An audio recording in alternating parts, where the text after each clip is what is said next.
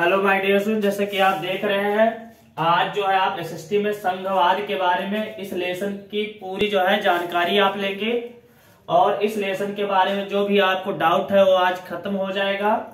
तो हम पढ़ेंगे आज संघवाद। तो भारत देश में संघात्मक शासन चालू है या लागू है और अच्छे से जो है चल भी रहा है। तो हम देखेंगे आज जो है इन टॉपिक के बारे में पढ़ेंगे। जो ये हेडिंग दिया हुआ है इन्हीं हेडिंग पर ये जो है लेसन पूरा आधारित है। इसी टॉपिक को आप अच्छे से इस वीडियो में समझ लीजिएगा, आपको पूरा लेसन समझ में आ जाएगा। आपको एग्जाम में कोई तकलीफ होने वाली नहीं है। तो लगातार आप हमारे साथ बने रहिए, वीडियो में आपको जो है बहुत ही अच्छे से समझ में आ जाएगा। और जो भी बच्चे हमारे चैनल पर नए हैं तो फटाफट चैनल को सब्सक्राइब कर दें और बेल आइकन दबा दें कि उनको लगातार ऐसे ही वीडियो मिलते रहे। तो सबसे पहले हम जो है बात करते हैं संघात्मक शासन व्यवस्था की।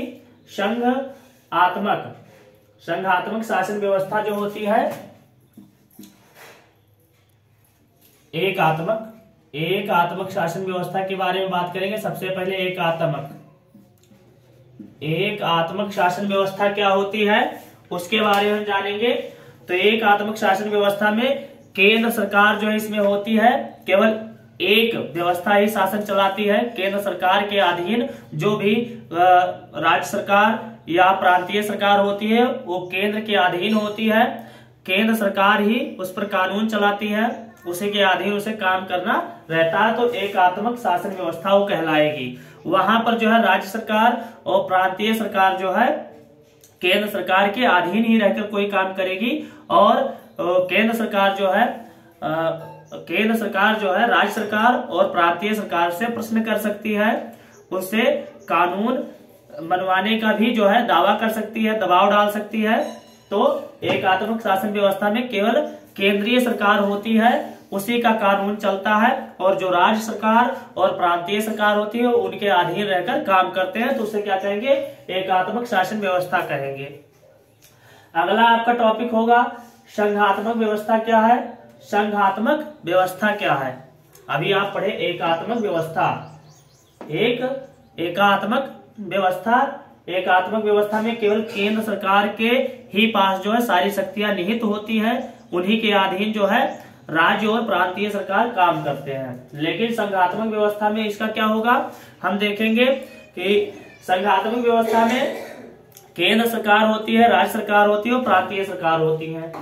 तो संघात्मक व्यवस्था में केंद्र सरकार के साथ साथ राज्य सरकार के भी जो है अपने कानून होते हैं कुछ, जिसमें जो है केंद्र सरकार कोई भी जो है दबाव जो है राज्य सरकार के ऊपर नहीं डाल सकती। राज्य सरकार का जो कानून है वो अपने हिसाब से जो है कानून चलाएंगे, केंद्र सरकार जो है अपने हिसाब से कानून चलाएंगे और इनके बीच जो है कोई भी जवाबदेही का जो है बात नहीं होती है कि राज्य सरकार को केंद्र सरकार को कोई जवाब देना पड़ेगा। केंद्र सरकार और राज्य सरकार को जवाब देना किसके सामने है? जनता के सामने। ये दोनों ही जनता को जवाब देते हैं, जनता को जवाबदेही करना पड़ता है। तो ये ऐसी संघात्मक व्यवस्था होती है। तो संघात्मक व्यवस्था आप समझ गए होंगे कि संघात्मक व्यवस्था ऐसी व्यवस्था होती है जिसमें केंद्र सरकार भी होती है, राज्य भी सरकार भी होते हैं और दोनों ही जनता के प्रति जवाबदेही करते हैं और कानून अपना अपना कानून दोनों का होता है और वो अपने कानून के प्रति जो है सजग होते हैं और जो भी जवाबदेही देना है वो जनता को उनको देना है, ना कि कोई जो है केंद्र सरकार के प्रति राज्य सरकार को जो है दबाव। केंद्र सरकार जो है राज्य सरकार के ऊपर इसमें संघात्मक व्यवस्था में दबाव नहीं डाल सकती है या कोई कानून के प्रति उसे जो है जवाब या सवाल नहीं कर सकती है। राज्य सरकार से जवाब सवाल केवल कौन करेगा? जनता करती है। केंद्र सरकार से भी जो कौन करेगा? जनता करेगी। तो ये संघात्मक व्यवस्था आपके समझ में आ गई होगी। अब देखिए संघ सूची क्या है। सूचियां जो 4 होती हैं, चारों सूचियां लिखी है। संघ सूची के बारे में सबसे पहले हम जानेंगे। तो संघ सूची ऐसी सूची है जिसमें विदेश, बैंकिंग और जो है अनेक प्रकार के जो है होते हैं, तो उनको अच्छे से आप जान जाएंगे, समझ जाएंगे। संघ सूची में आपको जो है क्या समझना है, सबसे पहले हम देखेंगे कि यह संघ सूची क्या है। तो संघ सूची ऐसी सूची है जिसमें प्रतिरक्षा, विदेश, बैंकिंग, संचार और मुद्रा जैसी राष्ट्रीय विषय के महत्व होते हैं। जो विषय होते हैं उन पर एक कानून बनाते हैं और इस पे जो है कानून बनाने का अधिकार केवल केंद्र सरकार को है। तो जो है संघ सूची में जो है केंद्र सरकार कानून बनाती है। इसमें प्रतिरक्षा, विदेश, बैंकिंग और मुद्रा और दूर संचार जैसे जो है विषय राष्ट्रीय महत्व के विषय हैं। तो राष्ट्रीय विषय के महत्व जो है संघ सूची में आप जान गए।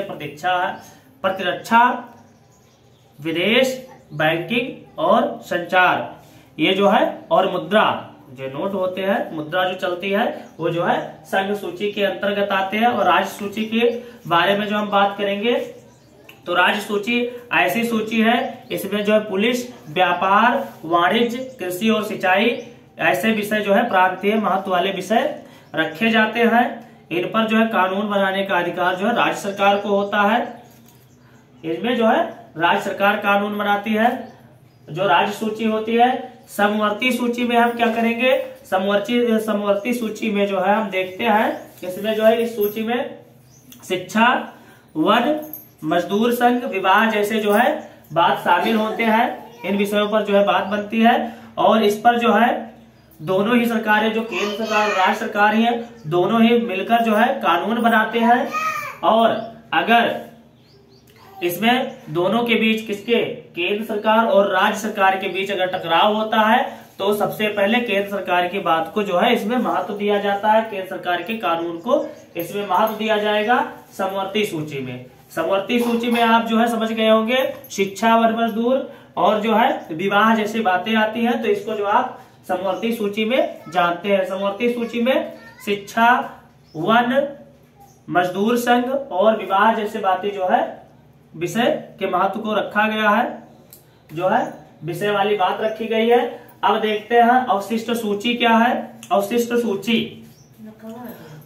सूची के विषय, ये सूची ऐसी सूची है जो तीनों सूचियों में जो बात रखनी जो है छूट गई थी या ऐसी बातें नहीं लिखी गई है, तो उन विषय वाली बातों को अवशिष्ट सूची में जो है, या नए मसले कोई खड़े हो जाते हैं, तो जैसे कोई बात बीच में नहीं आ गई जो तीनों सूचियों में नहीं मिलती, तो उस बात को अवशिष्ट सूची में, उस विषय को अवशिष्ट सूची में लिख दिया जाता है या रखा जाता है।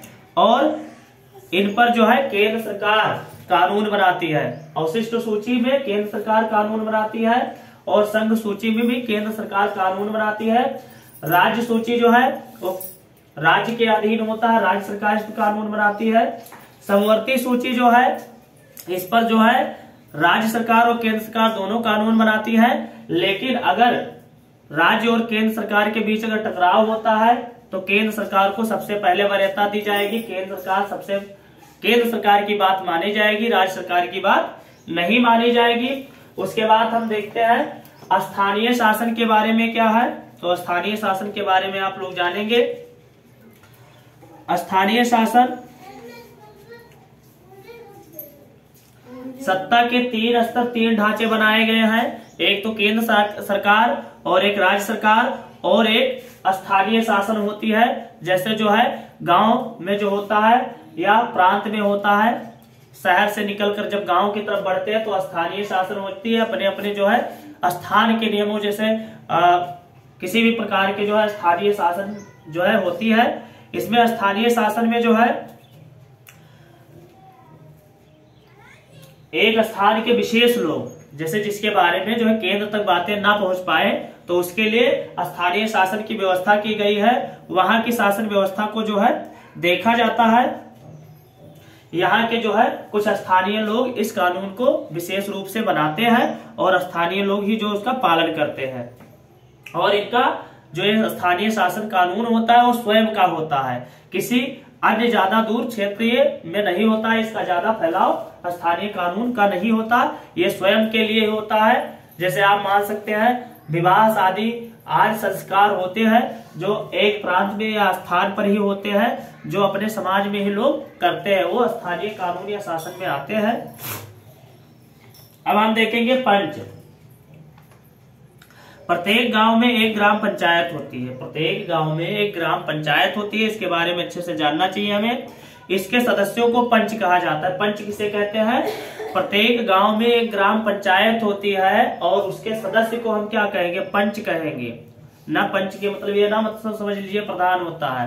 पंच कौन होता है? मात्र केवल एक सदस्य होता है। ग्राम पंचायत, प्रत्येक गांव में एक ग्राम पंचायत होती है और उसमें एक सदस्य जो होते हैं, इसके सदस्यों को क्या कहा जाता है? पंच कहा जाता है। जो भी सदस्य होते हैं उनको पंच कहा जाता है।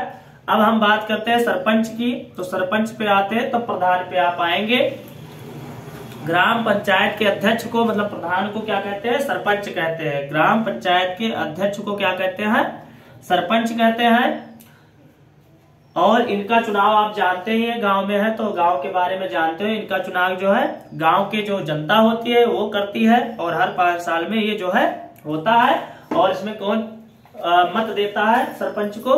18+ जो है वयस्क मताधिकार के हिसाब से जो है, जो भी वयस्क होंगे वो जो है ग्राम पंचायत चुनते हैं। ग्राम पंचायत के सरपंच को चुनते हैं। तो सरपंच कौन होता है? ग्राम पंचायत का अध्यक्ष होता है। पंच कौन होता है? ये आप समझ गए हैं और अच्छे से आप समझते रहिएगा। पंचायत समिति के बारे में बात करेंगे तो पंचायत समिति के बारे में आप ध्यान देंगे। कई ग्राम पंचायतों को मिलाकर पंचायत समिति का निर्माण किया जाता है। कई ग्राम पंचायतों को मिलाकर, जैसे एक ग्राम पंचायत में केवल एक अध्यक्ष होता है जिसे सरपंच कहते हैं, लेकिन जो पंचायत जो समिति होगी वो कई ग्राम पंचायतों को मिलाकर जो है पंचायत समिति का निर्माण किया जाता है। इसे जो है मंडल, इसे क्या कहते हैं? मंडल या प्रखंड स्तरीय पंचायत भी कह सकते हैं। उसके बाद आप जिला परिषद में चलेंगे। जिला परिषद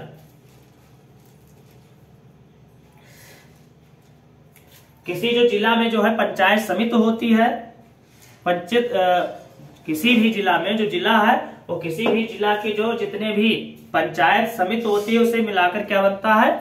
जिला परिषद का गठन किया जाता है। जितना भी जिले में पंचायत समितियां होंगी उनको मिलाकर जिला परिषद का गठन किया जाता है।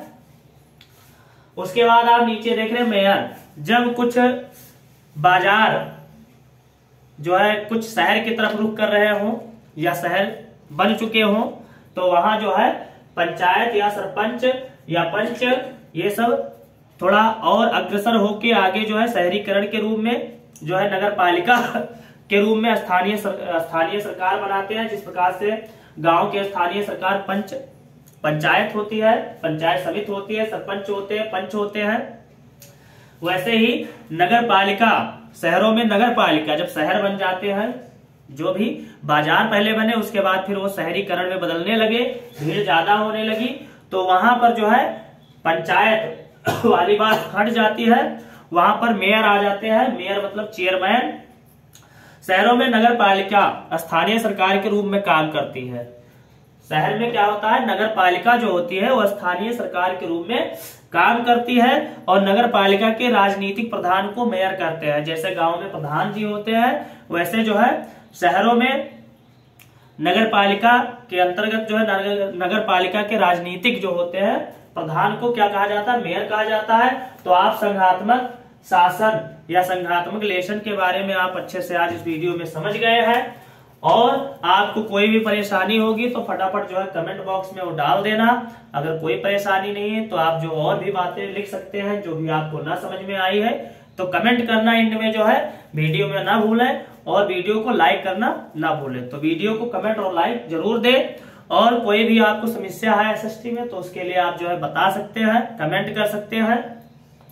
जैसे बड़ी समस्याएं हैं जो है अभी अनेक प्रकार की मुझे जो समस्याएं हो रही हैं, अभी गला बहुत खराब है, खांसी जुकाम से बहुत परेशान हूँ तो इसलिए समस्याएं वीडियो में आती रहती है, बोलने में अटपटा हो जाता है। तो सब पर जो है आप लोग ध्यान रखिएगा, आपको परेशान नहीं होना है।